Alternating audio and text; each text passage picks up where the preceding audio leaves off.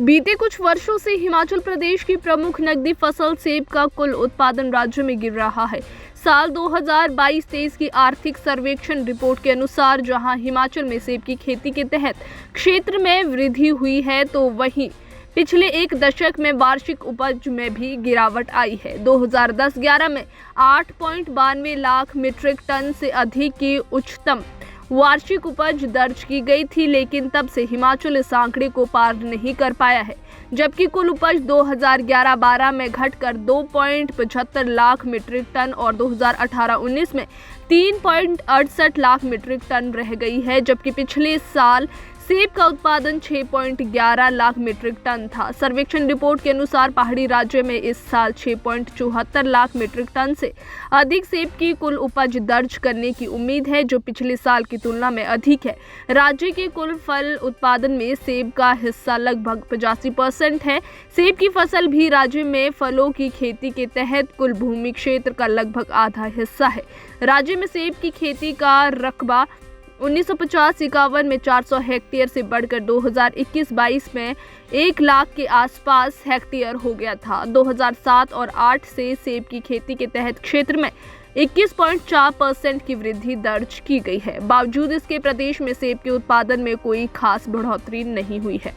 ये परेशानी का विषय है, सरकार के लिए भी परेशानी का विषय है और किसानों के लिए भी परेशानी का विषय है। हर साल हम देख रहे हैं कि 2010 के बाद वो जो कल्टीवेटिंग एरिया हिमाचल प्रदेश में सेब का बढ़ा है, डिस्पाइट ऑफ कल्टीवेटिंग एरिया बढ़ने के कारण भी हमारा जो उत्पादन नहीं बढ़ा है, ये कहीं ना कहीं यक्ष प्रश्न है। और मुझे लगता है कि हिमाचल प्रदेश में जो ये प्रोडक्शन कम होने का कारण है कि हिमाचल प्रदेश में ज़्यादातर जो रेड डिलीशियस पर हम खेती कर रहे हैं। रेड डिलीशियस ऐसी वैरायटी है कि इसको जो है एक तो पॉलिनेशन की ज़रूरत होती है, सेकंड इसमें जो जिस वक्त क्लाइमेट ख़राब होता है उस वक्त अगर प्रॉपर पॉलिनेशन ना हो तो इसमें फल कम आते हैं। तो इसके लिए हिमाचल प्रदेश के बगीचों में सबसे पहले तो पॉलिनेशन की कमी है, पॉलिनेटर वैरायटियों की कमी है, इस वजह से भी उत्पादन कम हो रहा है। सेकंड चीज़ है कि हमारा जो न्यूट्रिशन मैनेजमेंट भी अच्छा नहीं है। अगर न्यूट्रिशन मैनेजमेंट और जो इसकी पैकेज एंड प्रैक्टिसेस है एप्पल की, जैसे फ्रूट थिनिंग है और हमारा न्यूट्रिशन मैनेजमेंट है, उसका पेस्ट मैनेजमेंट है। यहाँ होता क्या है कि बरसात पड़ती है, बरसात के दिनों जो है लीफ जो है अनटाइमली लीफ फॉल होता है। अनटाइमली लीफ फॉल होने से मतलब नेक्स्ट ईयर फसल नहीं आती। इस वजह से भी हमारा जो प्रोडक्शन घट रहा है, ये मैं एक कारण मानता हूँ।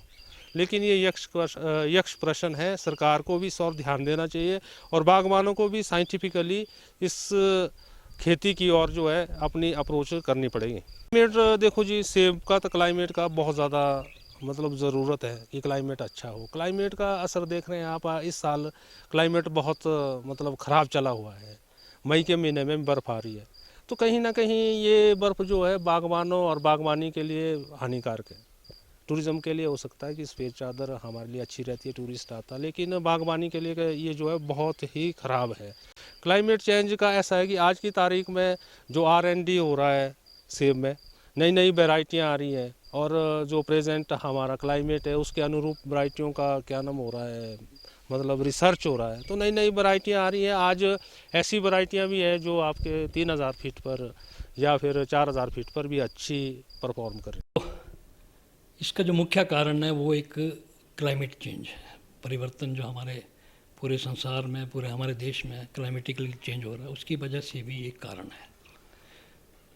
दूसरा, एक हम लोगों में जो एक कीटनाशकों का अंधाधुंध प्रयोग बढ़ा, उसकी वजह से क्या हुआ कि हमारे पॉलिनेटर्स और पॉलिनेशन में कमी आ गई।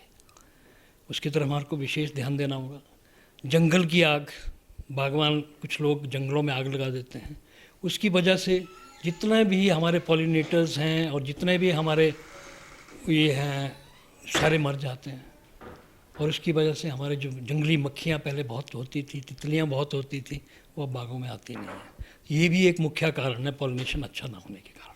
देखिए, पहले ये हमारा जो ट्रेडिशनल प्लांट है उसके लिए, जो पहले वाला प्लांट है उसके लिए हमारे को कम से कम 1200 से 1400 घंटे जो है ना ये चाहिए होते हैं, चिलिंग आवर्स चाहिए होते हैं, जिसमें कि 60 डिग्री टेम्परेचर से कम होना चाहिए।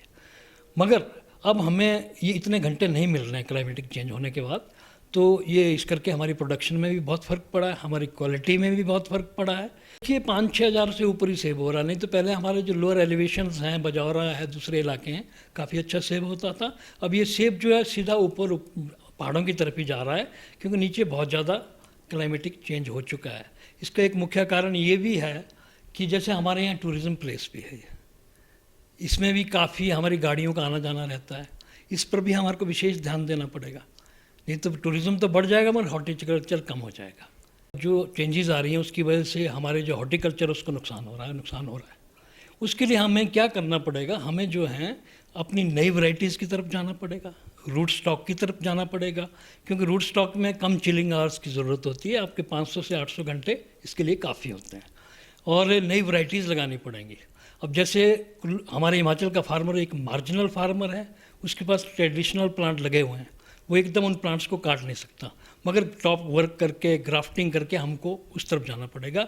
और जो जगह हमारे पास खाली निकलती है उसके लिए हमें रूट स्टॉक की तरफ जाना पड़ेगा, हाई डेंसिटी की तरफ जाना पड़ेगा। उसके लिए सरकार को इरिगेशन का, पानी का प्रबंध करना चाहिए। इसमें मेन जो आज की डेट में देखा जाए जो रीज़न है, एक तो हमारे पास जो वैरायटियाँ हैं वो पुरानी हैं, और लगभग इसमें जो पॉलिनेशन की भी समस्या रहती है, और एक मेन जो फैक्टर है आज की डेट में जो क्लाइमेट चेंज है वो भी हो रहा है, क्योंकि क्लाइमेट चेंज होने की वजह से जो पहले जो हमारा एप्पल या रॉयल जो वैराइटीज़ है वो 6,000-7,000 फीट पे होती थी, अब वो हाइट और ऊपर चली गई है। हाँ, मौसम तो बिल्कुल ही मतलब पिछले कई सालों से देखा जा रहा है कि सर्दियों में जो बर्फ़ पड़ती है वो नहीं हो पा रही है, जिससे जो हमारी पुरानी वैरायटियां हैं जो उसका चिलिंग आवर है वो भी पूरा नहीं हो पा रहा है। यही है कि जो हमारे जो सेब के पेड़ थे वो काफ़ी पुराने हो चुके हैं, और इस दौरान जो नई प्लांटेशन है, जो हमारा एप्पल रेजुनेशन स्कीम थी, इस दौरान लोगों ने नई प्लांटेशन भी की है और उसमें ग्राफ्टिंग भी की है, तो थोड़ा सा प्रोडक्शन उस दौरान कम हुआ है। क्योंकि ये जो जैसे मैंने बताया ना कि पहले जो हमारी ये हाइट है कुल्लू की या माहौल शमशी, इसमें भी हमारा रॉयल हो रहा था, तो लोगों ने यहाँ क्या डाइवर्सिफिकेशन कर दिया। पहले लोग अनार पे गए, अब अनार के बाद अब जापानी पे भी जा रहे हैं, तो ये बहुत अच्छी बात है कि चलो जहाँ सेब नहीं हो रहा है तो वहाँ पे लोगों ने डाइवर्सिफिकेशन कर दिया है, और जो हमारी जो नई वैरायटीज़ है उसको भी लोग इंट्रोड्यूस कर रहे हैं, और उसमें भी लोगों को सैंपल मिलने शुरू हो गए। देखा जाए तो यहाँ तो मेन लोगों का पेशा सेब या हॉर्टिकल्चर ही है, सेब ही है, तो अगर क्लाइमेट चेंज ऐसा ही रहा है तो ये अच्छे संकेत तो नहीं है, लेकिन हम उम्मीद करते हैं कि आगे अच्छा मौसम आए और लोगों को अच्छा फल मिले।